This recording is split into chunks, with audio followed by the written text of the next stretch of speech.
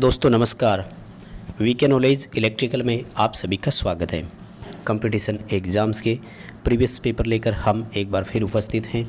साथियों, ये पेपर इसरो का है और टेक्नीशियन बी इलेक्ट्रीशियन का जो अभी रिसेंटली 14 जुलाई 2021 को एग्ज़ाम हुआ था।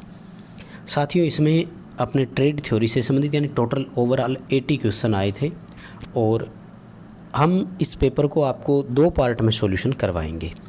क्वेश्चन नंबर 1 से लेकर 40 तक आज की इस वीडियो में आपको मिल जाएंगे और 41 से लेकर 80 तक जो है आपको नेक्स्ट सेकंड वीडियो में मिल जाएगा। दोस्तों, आंसर की ऑफिशियल है, जैसा कि आप जानते भी होंगे, तो उत्तर साथ में दिए हुए हैं, लेकिन हम विश्लेषण भी करेंगे और कारण सहित उनका उत्तर जानने का प्रयास करेंगे। इसलिए आप सभी क्वेश्चन को जरूर देखना, क्योंकि काफ़ी अच्छे क्वेश्चन है और आपको बहुत कुछ नया सिखाएंगे। सभी क्वेश्चन लास्ट तक ज़रूर देखना और एक्सप्लेन करने का तरीका पसंद आए तो वीडियो को लाइक ज़रूर करना, अपने दोस्तों को आगे फॉरवर्ड ज़रूर करना और आप हमारे यूट्यूब चैनल पर नए हैं तो दोस्तों प्लीज़ चैनल को सब्सक्राइब ज़रूर करना और सेकंड पार्ट जैसे ही अपलोड होगा तो आप तक उसका भी डिटेल नोटिफिकेशन पहुंच जाएगा। चलिए दोस्तों शुरू करते हैं। सवाल नंबर 1 आपकी स्क्रीन पर है कि एक ब्रीदर में सिलिका जेल में नमी की मात्रा जब संतृप्त हो जाती है तो उसका रंग किस से किस में बदल जाता है। अब दोस्तों यहाँ पर इसने एक लैंग्वेज ऐसी यूज की है जो बच्चों को कंफ्यूज कर सकती है। इसने यूँ कहा है कि when moisture content of silica gel in a breather gets saturated, यानी मॉइस्चर कंटेंट जो है वो पूरी तरह से संतृप्त हो गया है। यहाँ पर दोस्तों संतृप्त होने का मतलब आपका क्या है? संतृप्त होने का मतलब है कि वो पूरी तरह से मॉइस्चर सोख चुका है, ऑब्जर्व कर चुका है। दोस्तों ध्यान रखें, ठीक है ना? तो ध्यान से समझना, इसमें कहीं कोई दिक्कत नहीं है। मॉइस्चर नमी की मात्रा संतृप्त होने का मतलब ये नहीं है कि नमी की मात्रा उसमें बाहर निकल गई होगी, नहीं। संतृप्त होने का मतलब होता है कि सिलिका जेल की भी अपनी एक लिमिट होती है जिसके बाद और ज़्यादा मॉइस्चर को ऑब्जर्व नहीं कर पाएगा, यानी वो अधिकतम नमी को सोख चुका है और अब उसकी कैपेसिटी और नहीं है कि वो और नमी को सोख सके। मतलब कुल मिलाकर के आपसे ये पूछा था कि सिलिका जेल सूखी से नमी युक्त वाली है, बताइए जब शुष्क थी तब कलर कैसा था और अब उसका कैसा हो गया होगा। एक में ही 2 सवाल पूछे माय डियर आपसे। दोस्तों ध्यान से समझना मेरी बात को। जब भी एक फ्रेश सिलिका जेल होती है यानी नई सिलिका जेल होती है, जिसको अपनी भाषा में बोल सकते हैं कि ड्राई सिलिका जेल हो, तब तो ड्राई सिलिका जेल जो होती है ना वो बिल्कुल ब्लू कलर की होती है, नीले रंग की होती है। एंड जैसे ही वो मॉइस्चर वाली होती है यानी नमी सोख लेती है तो नमी सोखने के बाद वो गुलाबी हो जाती है या लगभग सफ़ेद रंग की हो जाती है, ठीक है। तो आपका उत्तर यहाँ पर भी बिल्कुल सही है, नीले से गुलाबी हो जाना। नमी की मात्रा संतृप्त होने का मतलब है पूरी तरह से नमी सोख चुका है और ज़्यादा नमी सोखने की उसकी कैपेसिटी नहीं है। अगला सवाल अच्छा है दोस्तों, और इस सवाल में पूछा है कि जॉइंट्स जो होते हैं उनमें सोल्डरिंग क्यों की जाती है, किसको इम्प्रूव करने के लिए की जाती है। तो माय डियर इन्होंने इसका सी उत्तर किया है, लेकिन मैं इससे सहमत नहीं हूँ। डक्टिलिटी जो होती है ना, इसको तन्यता बोलते हैं और ये धातुओं का यांत्रिक गुण होता है जो बाय डिफ़ॉल्ट उसमें पाया जाता है। हमें तन्यता इंक्रीज़ करने की कोई आवश्यकता नहीं होती है। तन्यता इंक्रीज होती है ऊष्मा उपचार से, जैसे हार्डनिंग, टेम्परिंग, एनेलिंग, वो जो ऊष्मा उपचार की विधियाँ होती है ना, उस पर डिपेंड करता है कि धातु तन्य बनेगी कि ब्रिटलनेस वाली बनेगी। तो हमारी जो सोल्डरिंग करने का पर्पज़ होता है दोस्तों, वो चालकता बढ़ाने का उद्देश्य होता है, यानी सोल्डरिंग करने से चालकता में वृद्धि होती है। मैं इसमें ए ऑप्शन के साथ जाना चाहूँगा, सी ऑप्शन से दोस्तों सहमत नहीं हूँ। आपका क्या मानना है इस प्रश्न पर? कमेंट बॉक्स खुला हुआ है, कमेंट करके मुझे ज़रूर बताइएगा। चलिए दोस्तों अगले सवाल की तरफ चलेंगे। तो यह तो भाई मैथमेटिक्स का है, स्क्रीन से आप थोड़ा देख लीजिए और सॉल्यूशन कर लीजिएगा, बाकी मैं इसको स्किप करना चाहूँगा और हम चलते हैं अगले क्वेश्चन की तरफ। दोस्तों सवाल है काफ़ी इम्पोर्टेंट है सवाल, लेकिन है साधारण सा। अगर आप अच्छे से इसको समझ पाएंगे तो इसका उत्तर कर पाएंगे। सवाल है कि चित्र में दर्शाए गए परिपथ में आउटपुट y किस प्रकार का होगा। देखो सबसे पहले एक एंड गेट लगा हुआ है और उसको a और b इनपुट दिया, माय डियर हम सब जानते हैं कि नंबर 3 पर जो आउटपुट आएगा वो A इंटू बी आएगा, समझ रहे हो कि नहीं। और यहाँ पर आगे आप देख रहे हैं कि एक नैंड गेट लगा हुआ है। नैंड गेट का एक इनपुट तो है A इंटू बी और दूसरा इनपुट है C। तो नैंड गेट का जो आउटपुट होगा दोस्तों वो होगा A इंटू बी इंटू सी और इसकी बार, होगा कि नहीं। कैसे? क्योंकि वो A और B का जो है वो गुणा का उल्टा होता है। A के रूप में यहाँ AB है और B के रूप में यहाँ C है, तो उन दोनों को मल्टीप्लाई करके उनका हमने क्या कर दिया, उल्टा। यानी अब अगर इस नंबर 3 की हम बात करें यहाँ पर, यानी इस नैंड गेट के लिए इनपुट की हम बात करें तो A इंटू बी इंटू सी की बार जो है वो यहाँ पर आ गया। अब आ जाइए दोस्तों, यानी यहाँ तक का अपना कंप्लीट हो गया है। A इंटू बी इंटू सी की बार इनपुट बन गया यहाँ पर। अब आ जाइए इस एंड को लेकर चलते हैं। तो देखो ये जो दोस्तों आप देख रहे हैं ये है नोर गेट, और नोर गेट का जो आउटपुट होता है ना वो D प्लस ई जो इनपुट है D और E, D प्लस ई की बार होता है। यानी यहाँ जो इनपुट आया वो D प्लस ई की बार आया। ठीक है दोस्तों। तो ओवरऑल अगर आप देखते हैं दोस्तों इसको, तो जो आपका कैलकुलेशन बनेगा वो क्या बनेगा, क्योंकि ये नैंड गेट है तो इसने A इंटू बी इंटू सी की बार इसका उल्टा देना है, यानी A इंटू बी इंटू सी देगा, प्लस D प्लस ई की बार था उसका उल्टा देना है, यानी D प्लस ई सीधा सीधा दे देगा। तो दोस्तों यहाँ पर आपका D उत्तर सही रहेगा। A प्लस बी प्लस सी और प्लस D प्लस ई रहना चाहिए। हालांकि ये थोड़ा सा इसका भी गलत है, क्योंकि इंटू D इंटू ई आना चाहिए था दोस्तों इसका भी, क्योंकि ये नैंड गेट है तो ये क्या मल्टीप्लाई करता उस चीज़ को। ठीक है ना। चलिए अगले सवाल की तरफ चलेंगे, और ये तो बहुत ही आसान सा क्वेश्चन पूछ लिया इसने कि ओवर कंपाउंड डीसी जनरेटर है, इसका वोल्टेज रेगुलेशन हमेशा नेगेटिव आएगा, क्योंकि दोस्तों no load minus full load करते हैं और ओवर कंपाउंड जनरेटर में full load voltage more than no load होती है, यानी नो लोड की अपेक्षा फुल लोड पर वोल्टेज इसमें अधिक होती है, इसलिए इसका वोल्टेज रेगुलेशन जो है वो नेगेटिव ही रहेगा। और आगे दोस्तों सवाल पूछा कि एसी परिपथ में केवीए और किलोवाट किसका अनुपात है, तो ये क्यू फैक्टर का होता है, इसलिए इनमें से कोई नहीं कर देंगे। ठीक है। पावर फैक्टर जो है वो किलोवाट और केवीए का अनुपात होता है। फॉर्म फैक्टर वास्तविक शक्ति आरएमएस मान और औसत मान का अनुपात होता है। और लोड फैक्टर जो होता है दोस्तों, जिसको अपन डिमांड फैक्टर बोलते हैं, वो होता है मैक्सिमम डिमांड बटे कनेक्टेड लोड कितना था, इनका रेशियो होता है। राइट। क्यू फैक्टर इसका उत्तर होना चाहिए था। क्यू फैक्टर अभी ऑप्शन में नहीं है, सो दैट हम इसको छोड़ देंगे, मतलब इनमें से कोई नहीं की तरफ जाएंगे। अगला सवाल है कि एक प्रकाश सोर्स के द्वारा प्रदीप्ति सतह को प्रदीप्ति दी जाती है। जो अभिलंब पर पहुंचने वाली प्रदीप्ति का कोण है वो पहले 30 डिग्री था, अब 60 डिग्री हो गया। बताइए प्रदीप्ति में मान में परिवर्तन कितना आएगा। दोस्तों प्रदीप्ति जो ज्ञात करने का फॉर्मूला होता है वो है 1/2 अपन इसके मान के हिसाब से देखें, सॉरी 1/2 नहीं, I/d² इंटू कोस फाई, ये फॉर्मूला होता है। राइट। ठीक है। I/d² इंटू कोस दिया। अब देखो I और D के बारे में तो इसने कुछ बताया नहीं, केवल कोस फाई के बारे में बताया। इसका मतलब कोस फाई के मान से जो परिवर्तन हो रहा है वही परिवर्तन होगा। दोस्तों पहले तो था कोस 30 डिग्री और अब हो गया कोस 60 डिग्री। दोस्तों ध्यान से देखना, कोस 60 का मान होता है 30 का 1.866 और कोस 60 का मान होता है 0.5। कितना होता है? 0.5। अब 0.5 अनुपात 8.66 है।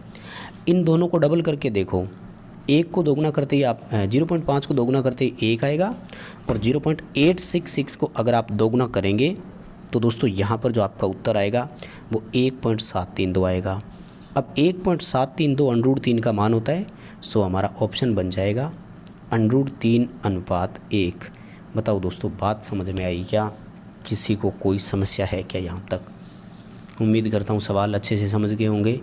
खुद आप ट्राई ज़रूर करना और मुझे बताना कि इसका कितना आता है। और दोस्तों 8वां सवाल मैं स्किप करना चाहूँगा, क्योंकि ये आपका मेंटल एबिलिटी का सवाल है एक तरह से। और फिर मैथमेटिक्स का सवाल आ गया 9वां, इसको भी आप देख लेना वीडियो रोक करके। और अगला सवाल आपसे पूछा कि क्यूब मीटर क्या नापने के काम आता है? इम्पीडेंस नापने के काम आता है और रेजोनेंस के सिद्धांत पर यह कार्य करता है। ठीक है दोस्तों, इम्पीडेंस मापने के काम आता है, रेजोनेंस के सिद्धांत पर यह कार्य करता है। अगला सवाल माय डियर आपके सामने स्क्रीन पर है कि V इनपुट जो है उसमें V maximum sine omega T दिया हुआ है, आउटपुट V0 का मान कितना होगा। तो बहुत ही आसान क्वेश्चन है। तो दोस्तों इसको जब आप ध्यान से देखते हैं ना तो ये है एक वोल्टेज डबलर सर्किट और कुछ भी नहीं है, ठीक है ना। और वोल्टेज डबलर सर्किट का मतलब है कि जो V मैक्सिमम दिया था तो आपको इसका बाहर क्या मिलेगा 2M, यानी 2 गुना मैक्सिमम का मिल जाएगा। सी ऑप्शन के साथ हम इसमें जाएंगे दोस्तों, सी उत्तर बिल्कुल सही रहेगा। और वर्ग बी में कौन सा मटेरियल आता है आपसे ये पूछा है दोस्तों, तो वर्ग बी में आता है अब्रक, फाइबर ग्लास और एस्बेस्टस, और इसका जो टेम्परेचर होता है वो लगभग 130 डिग्री सेंटीग्रेड होता है। इसलिए हम क्या करेंगे, डी उत्तर करेंगे, इनमें से कोई नहीं करेंगे, ठीक है दोस्तों। चलिए दोस्तों, ये एक आईसी का सवाल है जिसके बारे में अभी कंफर्म नहीं हुआ, इसका कोई कहीं आंसर नहीं मिला है दोस्तों, तो स्किप करेंगे इसको, आप देख सकते हैं स्क्रीन से सवाल को। अगला सवाल, सिंक्रोनस मोटर में जो एक लोड पर चल रही थी, अगर उसका एक्साइटेशन बदलेंगे तो निम्न में से कौन कौन से फैक्टर बदलेंगे। साथियों, अगर फील्ड करंट के मान में परिवर्तन होगा तो मोटर के पावर फैक्टर में परिवर्तन होगा, बैक ईएमएफ में परिवर्तन होगा और आर्मेचर करंट में परिवर्तन होगा। 3 कारकों में परिवर्तन होता है, याद रखें, फील्ड करंट बदलने से, पावर फैक्टर, बैक ईएमएफ और आर्मेचर धारा। उसके अलावा किसी कारक में परिवर्तन नहीं होता। यहाँ हमें एक ऑप्शन दिया गया है, इसलिए हम उसी ऑप्शन के साथ जाएंगे। अगला सवाल, स्क्विरल केज इंडक्शन मोटर में निम्न में से कौन सा सही नहीं है, ठीक है दोस्तों। तो देखिए कौन कौन सा सही नहीं है। High starting torque, rotor bar स्थायी रूप से शॉर्ट सर्किट होते हैं, तो ये तो सही है। सिंपल कंस्ट्रक्शन, ये भी सही है। और स्टार्टिंग के लिए रोटर वाइंडिंग को रियोस्टेट से नहीं जोड़ा जा सकता, तो ये भी सही है दोस्तों। ये इनका उत्तर यहाँ पर गलत हो गया, मैं इससे सहमत नहीं हूँ। इसके लिए ए उत्तर आएगा। हाई स्टार्टिंग टॉर्क जो है ना वो स्क्विरल केज मोटर का नहीं होता दोस्तों, वो स्लिपरिंग इंडक्शन मोटर का होता है तुलनात्मक रूप से जब भी कंपैरिजन किया जाएगा। और स्क्विरल केज मोटर के रोटर में रियोस्टेट तो नहीं जोड़ा जा सकता, ये तो स्टेटमेंट सही हुआ ना, तो डी उत्तर कैसे हो सकता है, ठीक है दोस्तों। इन्होंने यहाँ पर सही स्टेटमेंट के बारे में पूछा था। नेक्स्ट हमारा क्वेश्चन है, सेलिएंट पोल टाइप के जो अल्टरनेटर होते हैं उनमें डैम्पर वाइंडिंग कहाँ की जाती है। तो ये बहुत साधारण सा क्वेश्चन है दोस्तों, सी उत्तर बिल्कुल इसका सही है, वो हमेशा पोल फेस पर होती है। और हम सब जानते हैं हंटिंग दोष दूर करने के लिए अल्टरनेटर में डैम्पर वाइंडिंग यूज की जाती है। सामान्य अवस्था में जब हमारा जनरेटर सही चल रहा हो तो डैम्पर वाइंडिंग में कोई ईएमएफ उत्पन्न नहीं होता है। इसमें भी ईएमएफ फैराडे के विद्युतचुम्बकीय प्रेरण नियमानुसार ही उत्पन्न होता है जब इसकी आरपीएम में अंतर आता है उस समय। दोस्तों अगला सवाल मैथमेटिक्स का है, आप इसे कर सकते हैं। नेक्स्ट हमारा सवाल ये थोड़ा सा अलग है दोस्तों और जुड़ा हुआ सवाल है आंतरिक प्रतिरोध वाले से ही, कि सेलों की श्रेणी समांतर में m पंक्तियां जोड़ी, प्रत्येक पंक्ति में n सेल है, प्रत्येक सेल का आंतरिक प्रतिरोध R और लोड प्रतिरोध बड़ा R है। मैक्सिमम पावर ट्रांसफ़र के लिए शर्त क्या होगी। साथियों बहुत सिंपल सा है, मैक्सिमम पावर ट्रांसफ़र के लिए शर्त होती है कि लोड प्रतिरोध सोर्स प्रतिरोध के बराबर हो जाना चाहिए। यानी अब हमारा जो बाहरी प्रतिरोध R है वो कुल आंतरिक प्रतिरोध के बराबर होना चाहिए और ए उत्तर इसका सही है। m इंटू आर बराबर n इंटू आर रहेगा, ए ऑप्शन इसका सही है। अगला सवाल है, एक कैपेसिटर को डीसी सोर्स वोल्टेज के साथ जोड़ा गया और अगर समान मान के किसी दूसरे कैपेसिटर को सीरीज में जोड़ा जाए तो पहले कैपेसिटर में संचयित चार्ज का क्या होगा। दोस्तों सीधी सी बात है, डीसी में 2 हमने जोड़ दिए, वोल्टेज आधी हो जाएगी और आधी वोल्टेज होते ही इनका आवेश भी कितना हो जाएगा, आधा, क्योंकि इनके द्वारा एकत्रित आवेश वोल्टेज के समानुपाती होता है। जैसे जैसे वोल्टेज के मान में कमी आएगी तो इनके आवेश में भी कमी आ जाती है। एक के साथ 2 लगाएंगे तो दोनों का बिल्कुल हाफ हाफ हो जाएगा। अगला सवाल है, निम्न में से किन परिस्थितियों में आरसी सीरीज सर्किट में कैपेसिटर के आर पार वोल्टेज रैखिक रूप से बढ़ती है। दोस्तों देखिए रैखिक रूप से, वैसे तो कैपेसिटर में वोल्टेज रैखिक रूप से नहीं बढ़ती है, ध्यान रखें सबसे पहली बात तो ये। लेकिन अब इसने परिस्थिति के बारे में पूछा है, तो परिस्थिति ये है कि current drawn from the charging source is constant, यानी चार्जिंग सोर्स से जब नियत धारा ली जाएगी ना तो ही रैखिक रूप से बढ़ेगा। एक्चुअल में क्या होता है दोस्तों, कैपेसिटर के अगर मैं ग्राफ की आपके सामने बात करूं तो वोल्टेज का ग्राफ यूँ चलता है, जबकि करंट का ग्राफ जो होता है वो यूँ आता है नीचे की तरफ, राइट। हम सब जानते हैं पहले एक में कैपेसिटर जो है वो अपने अंतिम मान का 63% चार्ज हो जाता है, दूसरे में 85% चार्ज हो जाता है। तो पहले में उसको 37% डिस्चार्ज माना जाता है, दूसरे में 15% डिस्चार्ज माना जाता है, और इसको बोलते हैं एक्सपोनेंशियली, चर घातांकी रूप से। यानी ये कैपेसिटर के वोल्टेज में जो वृद्धि होती है वो चर घातांकी रूप से होती है। इंग्लिश वालों के लिए बोलूँ तो एक्सपोनेंशियली बोलते हैं इसको। तो धारा में भी चर घातांकी हमेशा कमी होती है, वोल्टेज में चर घातांकी वृद्धि होती है। अब यदि उससे जो सोर्स से करंट ली जा रही है वो इनिशियल मतलब रैखिक चलेगी, इस तरह से मान लो, तो उसके वोल्टेज के मान में रैखिक वृद्धि आएगी। ये उत्तर सही है। अगला सवाल दोस्तों बहुत सिंपल है। 50 अर्टज सप्लाई के साथ 950 आरपीएम की मोटर 6 पोल की है, रोटर फ्रीक्वेंसी कितनी होगी? बहुत साधारण सा है ना, सबको आता होगा। रोटर फ्रीक्वेंसी के लिए क्या फॉर्मूला है? S/F, slip into supply frequency. देखो स्लिप पहले ज्ञात कर लेंगे। स्लिप जो है ना, 6 पोल की मोटर 50 हर्ट्ज फ्रीक्वेंसी पर सिंक्रोनस गति आएगी 1000 आरपीएम। 950 आरपीएम पर अगर मोटर चल रही है तो स्लिप आएगा 5%। कितना आएगा दोस्तों? 5%। और जब फ्रीक्वेंसी 50 हर्ट्ज हो ना तो स्लिप का आधा कर दिया करो, रोटर फ्रीक्वेंसी आधी आ जाएगी, यानी 2.5 हर्ट्ज आपको इसका उत्तर करना है। अगला सवाल दोस्तों मैथमेटिक्स का है, स्किप करेंगे, आप इसे कर सकते हैं। और नेक्स्ट है कि जो शंट मोटर होती है उसमें रिटार्डेशन टेस्ट क्यों किया जाता है? तो रिटार्डेशन टेस्ट का दूसरा नाम रनिंग डाउन टेस्ट भी है, और ये स्थिर हानियाँ ज्ञात करने के काम आता है। स्थिर हानियों में होता है लौह हानियाँ और घर्षण हानियाँ। डी उत्तर के साथ हम जाएंगे। निकिल कैडमियम में इलेक्ट्रोलाइट पूछा है तो पोटेशियम हाइड्रोक्साइड होता है, यानी KOH होता है। ए ऑप्शन के साथ जाएंगे। मल्टी स्टोर जो अपने बिल्डिंग होती है दोस्तों, उन पर किस तरह की अपन काम में लेंगे? तो रिंग मेन सिस्टम इसमें वायरिंग काम में आएगी, ठीक है ना। ये राइजिंग मेन नहीं है, रिंग मेन है दोस्तों, हिंदी में रिंग मुख्य प्रणाली का उपयोग करेंगे। ए उत्तर इसका सही रहेगा।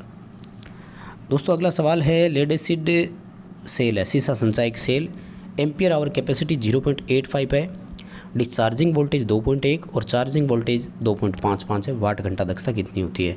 दोस्तों वाट आवर एफिशिएंसी ज्ञात करने के लिए फॉर्मूला होता है ampere hour efficiency into voltage discharging बटे वोल्टेज चार्जिंग, ठीक है। देखो एम्पियर आवर एफिशिएंसी 0.85 है, चार्जिंग वोल्टेज का मान 2.1, डिस्चार्जिंग वोल्टेज का मान 2.55। माय डियर कैलकुलेशन करके अगर आप मिलान करेंगे तो आपका उत्तर आएगा 0.7। वैसे भी ध्यान रखो watt hour efficiency ampere hour efficiency से हमेशा कम होती है। 0.7 लिख दो, या परसेंटेज में लिखेंगे तो 70% इसका उत्तर हो जाएगा।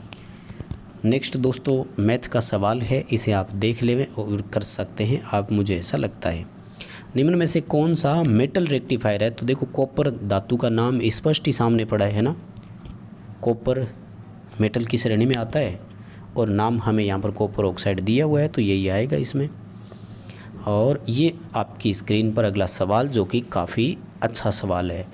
40 वोल्ट औसत वोल्टेज है हाफ वेव रेक्टिफायर की, 40 ओम के लोड प्रतिरोध को वो सप्लाई करता है, पावर कंजप्शन बताइए। दोस्तों प्रतिरोध में शक्ति ज्ञात करनी है तो V²/R का फॉर्मूला लगा दो, कोई दिक्कत नहीं है। लेकिन माय डियर वोल्टेज जो रखो वो यहाँ पर RMS होनी चाहिए, जबकि आपको सवाल में जो दिया वो कौन सा दे दिया? आपको औसत वोल्टेज दे दी। हाफ वेव रेक्टिफायर में RMS मान ज्ञात करने के लिए फॉर्मूला क्या लगाओगे? फॉर्म फैक्टर इंटू औसत मान। लेकिन एक चीज़ याद रखने वाली बात है कि हाफ वेव का फॉर्म फैक्टर 1.57 होता है, तो 1.57 इंटू 40 करना है दोस्तों आपको, ठीक है ना। कितना करोगे? कैलकुलेशन आपको करके मैं बता देता हूँ, 1.57 इंटू 40 दोस्तों उत्तर आएगा आपका 62.8। ये स्क्वायर आपको करनी है, यानी 62.8 इंटू 62.8, और इसमें आपको भाग देना है 40 का। दोस्तों आपका उत्तर आएगा 98.5 वाट। हमें सी ऑप्शन के साथ जाना है और ये बिल्कुल इनका सही उत्तर भी है। काफ़ी अच्छा सवाल है। दोस्तों अगला सवाल है कि ऑपरेशनल एम्पलीफायर जो आपको सर्किट में दिखाया है इसकी नेचर क्या है। दोस्तों वास्तव में एक ऑपरेशनल एम्पलीफायर जो होता है इससे 17 सर्किट निरूपित किए जाते हैं। कभी मौका मिला तो आपको यूट्यूब पर इसकी क्लास दूंगा और सिर्फ सर्किट देखते ही आपको याद आ जाता है कि वो है क्या। तो दोस्तों ये आपका लो पास फिल्टर सर्किट है। इस तरह का डायग्राम जब आए तो उसको आप याद रखें। हालांकि मैं आपको पूरा बताऊंगा क्लिपर कब बनता है, स्नैपर सर्किट कब बनता है, सारी चीज़ें इसमें आती है। वार्निंग साइन के बारे में पूछा था, तो वार्निंग साइन में जो है वो काला बैकग्राउंड होता है और ब्लैक बॉर्डर होता है। ठीक है दोस्तों, जो बैकग्राउंड है आपका वो येलो होता है, है ना, yellow background with black border and symbol, है ना। चेतावनी चिन्ह जो है आपका दोस्तों इसमें येलो कलर का बैकग्राउंड त्रिभुजाकार आकृति में इस तरह से होता है ना। तो पूरा आपका जो है वो पीला बैकग्राउंड होगा और उसके ऊपर काले रंग से चिन्ह बनता है। ये उत्तर बिल्कुल इसका सही है और मिलान भी आप कर सकते हैं। डिस्टोर्शन मैक्सिमम किस प्रकार के एम्पलीफायर में है? अधिकतम उसी में होता है जिसकी एफिशिएंसी अधिक हो। ये ध्यान रखना, एम्पलीफायरों में दक्षता उसी की अधिक होती है, विरूपण भी उसी का अधिक होता है। तो क्लास सी की एफिशिएंसी सर्वाधिक होती है, डिस्टोर्शन भी इसी में सर्वाधिक होगा। और अगला सवाल है कि जो हम टाइडल एनर्जी पावर प्लांट में काम में लेते हैं उसमें किस तरह की ऊर्जा होती है? तो जल की पोटेंशियल और काइनेटिक, स्थितिज और गतिज दोनों ऊर्जा काम में लेते हैं एंड उसका उपयोग करते हैं। अगला सवाल, डीसी मोटरों की स्पीड को कैसे कंट्रोल कर सकते हैं? वोल्टेज से भी कंट्रोल हो जाती है, फ्लक्स से भी कंट्रोल हो जाती है, आर्मेचर प्रतिरोध से भी हो जाती है कि नहीं? ये तो बहुत सिंपल सा है ना, उपरोक्त सभी आ जाएगा। उपरोक्त तीनों विधियाँ जो है उनसे हम वोल्टेज को गति को कंट्रोल कर सकते हैं। अगला सवाल है लिए गए परिपथ में सेल से ली गई धारा कितनी है? देखो एक सर्किट दिखाया आपको जिसमें क्या किया, 24 वोल्ट की सप्लाई है, 10 kilo ohm, 30 kilo ohm, 20 kilo ohm और 60 किलो ओम ये रेजिस्टेंस जुड़े हुए हैं। देखो ये दोनों सीरीज में है, टोटल कर दो, ये दोनों सीरीज में है, टोटल कर दो। फिर दोनों पैरेलल में आए, कुल रेजिस्टेंस निकाल करके 24 वोल्ट में भाग दे दो, दोस्तों उत्तर आ जाएगा। देखो 20 और 60 का आता है 80 किलो ओम, 30 और 10 का आता है 40 किलो ओम। ठीक है दोस्तों, जब आप 40 और 80 का निकालते हैं तो ये आपका आता है 32/12। ठीक है दोस्तों, 32/12। अब देखो 24 वोल्ट की सप्लाई दी है तो 24/32 × 12 करना है, आपका उत्तर आ जाएगा। देखो कितना आएगा दोस्तों, 8 × 3 = 24, 8 × 4 = 32, 4 का भाग देते हैं 3, 3 × 3 = 9 मिली एम्पियर आ जाएगा आपका इसका उत्तर, 0.9 मिली एम्पियर, राइट। कैलकुलेशन करके आप मिलान ज़रूर कर लेना दोस्तों और फिर हमें कमेंट करके ज़रूर बताना आपका भी उत्तर इतना ही आया क्या। और दोस्तों ये आपका फिर से मैथमेटिक्स का सवाल है, हम इसको स्किप करेंगे। और अगला सवाल, उच्चतम विशिष्ट प्रतिरोध किसका है? यानी विशिष्ट प्रतिरोध उच्च का मतलब चालकता निम्न और सबसे कम चालकता स्टील की होती है। डी उत्तर के साथ हम इसमें चले जाएंगे। अगला सवाल है दोस्तों, आदर्श ट्रांसफार्मर की प्राइमरी वाइंडिंग में 1000 टर्न और सेकेंडरी में 50 टर्न है। प्राइमरी साइड में 200 वोल्ट और सेकेंडरी साइड में 5 ओम का लोड जुड़ा हुआ है। इनपुट पावर की गणना करो। देखो आदर्श ट्रांसफार्मर है तो कोई हानियाँ नहीं होती है, लॉस फ्री होता है। इसका मतलब आउटपुट और इनपुट दोनों पावर तो सेम होगी। तो पहले हम सेकेंडरी की पावर निकाल देते हैं, उतना ही उत्तर हो जाएगा। ठीक है, हमें पावर ज्ञात करनी है, फॉर्मूला V²/R का लगा दें, बट प्रॉब्लम है सेकेंडरी साइड का वोल्टेज नहीं दिया। देखो प्राइमरी में 1000 टर्न, सेकेंडरी में 50 टर्न, मतलब यूँ देखें सीधा कि अपन की टर्न जो है वो 1/20 हो गया। टर्न 1/20 हुआ तो वोल्टेज भी 1/20 हो जाएगा ना। वोल्टेज 1/20 होने का मतलब है सेकेंडरी साइड में आपको 10 वोल्ट मिलेगी मात्र। किसकी दोस्तों? जो आपका प्राइमरी साइड में 200 वोल्ट था। अब निकाल दो इसकी कैलकुलेशन, V²/R कर दो तो 10 × 10/5 दोस्तों उत्तर आएगा 20 वाट। सेकेंडरी साइड में 20 वाट है तो प्राइमरी साइड में भी 20 वाट होगा, क्योंकि ट्रांसफार्मर आइडियल है, आदर्श है।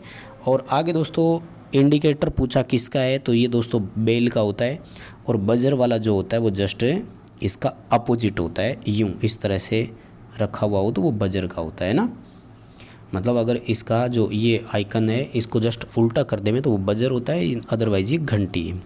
ठीक है, हाँ ये एक अच्छा सवाल है दोस्तों, इसको आप ध्यान से देखना भाई। देखो इलेक्ट्रिसिटी रूल चेंज होते रहते हैं दोस्तों, 1293, फिर 2005 में भी चेंज हुआ, 2012 में भी चेंज हुआ, 2019 में भी चेंजेस हुआ। हालांकि 2019 में जो चेंजेस हुआ था इसको अक्टूबर 2020 में लागू किया गया दोस्तों। और देखो 14 जुलाई 2021 में आपसे सवाल पूछ लिया, यानी लगभग 8-10 महीने बाद एग्ज़ाम हो रहा है, उसमें सवाल पूछ रहे हैं इलेक्ट्रिकल का।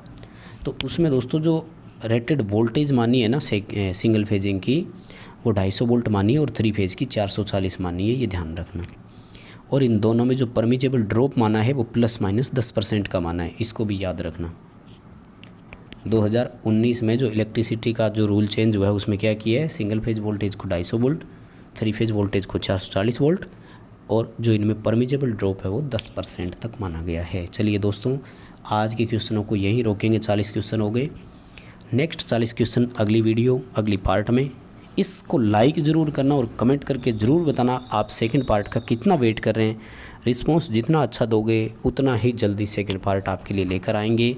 चैनल पर नए हो तो सब्सक्राइब ज़रूर कर लेना।